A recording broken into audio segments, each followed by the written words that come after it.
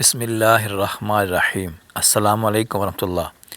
5 خطرناک گناہ جو رزق کو ختم کر دیتے ہیں۔ نبی کریم صلی اللہ تعالیٰ علیہ وآلہ وسلم نے فرمایا، جو شخص یہ 5 گناہ کرتا ہے وہ پوری زندگی غریب ہی رہتا ہے۔ وہ 5 گناہ کون سے ہیں؟ نمبر 1، بسم اللہ الرحمن الرحیم۔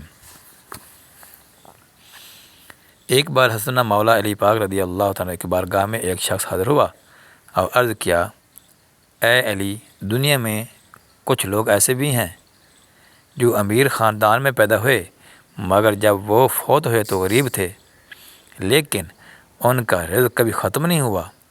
اس کے برعکس دنیا میں کچھ ایسے بھی ہیں جو کچھ عرصے کے لیے امیر بنتے ہیں، لیکن پھر دوبارہ غریب ہو جاتے ہیں اور ان سے رزق چھین جاتا ہے۔ اس شخص نے پوچھا، یا علی، وہ کون سے ہیں گناہ جو رزق میں کمی لاتے ہیں یا اسے ختم کر دیتے ہیں؟ سیدنا مولا علی پاک رضی اللہ تعالیٰ نے فرمایا، اے انسان، 5 ایسے گناہ ہیں جنہیں کرنے سے رزق ختم ہو جاتا ہے اور آہستہ آہستہ اس میں برکت بھی اٹھا لی جاتی ہے۔ اس شخص نے دوبارہ پوچھا، یا علی، وہ 5 گناہ کون سے ہیں؟ حضرت مولا علی رضی اللہ تعالیٰ نے فرمایا، نمبر 1، سود کھانا۔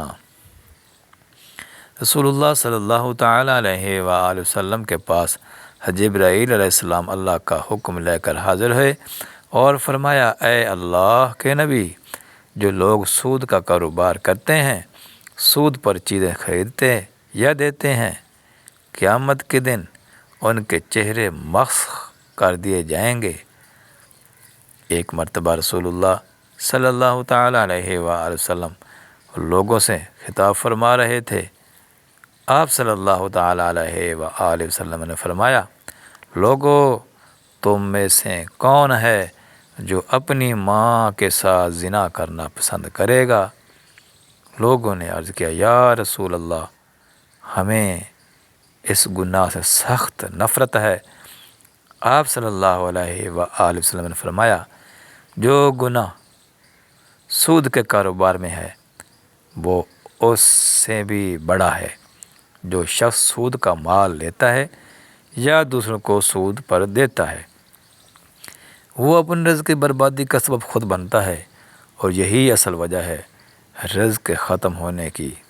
خواجہ شیخ سعدی علیہ رحمہ فرماتے ہیں، ایک بار میں نیا مکان خریدنا چاہتا، تلاش کے دوران ایک شرابی میرے پاس آیا اور کہا، حضرت، فلاں محلے میں ایک خوبصورت مکان ہے، آپ اسے خرید لیں، میں بھی اس محلے کا ہوں تو میرا ہمسایہ بن جاؤں گا۔ اس مکان میں کوئی عیب نہیں۔ شیخ سعدی فرمانے لگے، اے نادان، اس سے بڑا اور کیا عیب ہو سکتا ہے کہ تو میرا ہمسایہ بنے؟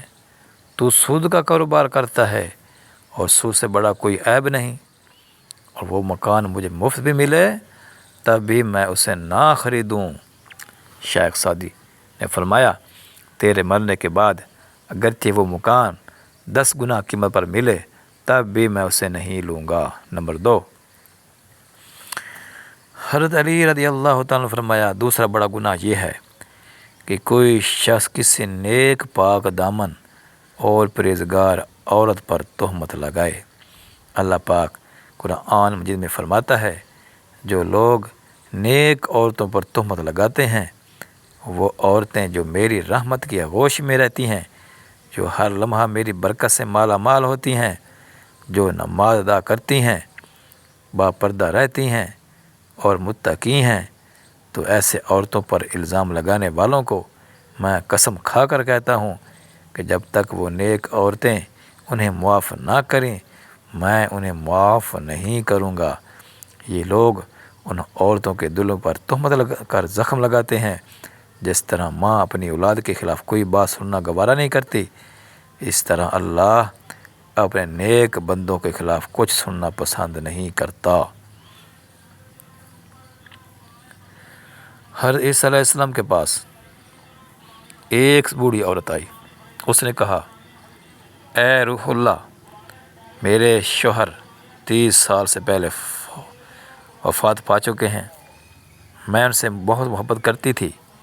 اب وہ ہر روز میرے خواب میں آتے ہیں اور کہتے ہیں کہ میری قبر پر آؤ اور اسے کھول کر دیکھو۔ روزانہ میرے خواب میں آ کر یہی کہتے ہیں، میری قبر کو کھودو اور میرا چہرہ دیکھو۔ اے عیسیٰ، میں بہت دور سے چل کر یہ مسئلہ آپ کے پاس لائی ہوں۔ عیسیٰ علیہ السلام نے فرمایا، آؤ میں بھی تمہارے ساتھ تمہارے شوہر کی قبر کھولنے چلتا ہوں۔